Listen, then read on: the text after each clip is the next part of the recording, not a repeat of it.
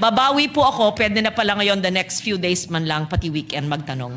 Thank you very much. Yes, and just for the record, I made a disclosure yesterday about not benefiting from the geriatric law. Majority Leader. Mr. President, we recognize our distinguished colleague, Senator Robin Hood Padilla. Senator Robin Hood Padilla is recognized. Maraming salamat po, Ginoong Pangulo, at sa ating pinunong mayorya.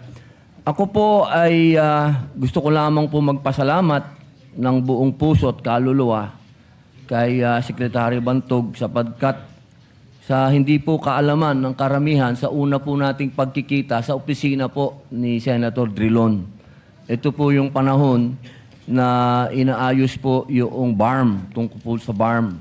At hindi po ako naharap ni Senator Drilon pero ako po'y binigyan nyo ng kape, binigyan nyo po ng cookies. Ako po ay kinausap po ninyo.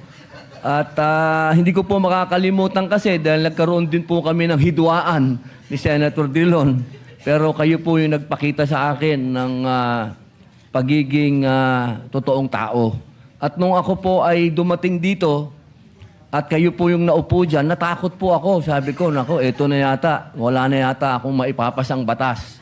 Pero sa panahon po ninyo, doon po ako nagkaroon ng napakaraming batas na napumasa. At katunayan po, kayo po ang lagi namin ginagambala ni Atty. Jurado sa mga bagay na hinihingi po namin ng advice. Kaya sa totoo lamang po, ang inyo pong serbisyo ay wala pong halong politika. Kayo po ang serbisyo po ninyo talagang para sa taong bayan. At kami pong lahat, lalo na po ako, ang una-una nyo pong natulungan. Kaya, Secretary Bantog, maraming salamat po. Hindi ko po makakalimutan ang ginawa niyo po sa akin. Maraming salamat. Apo.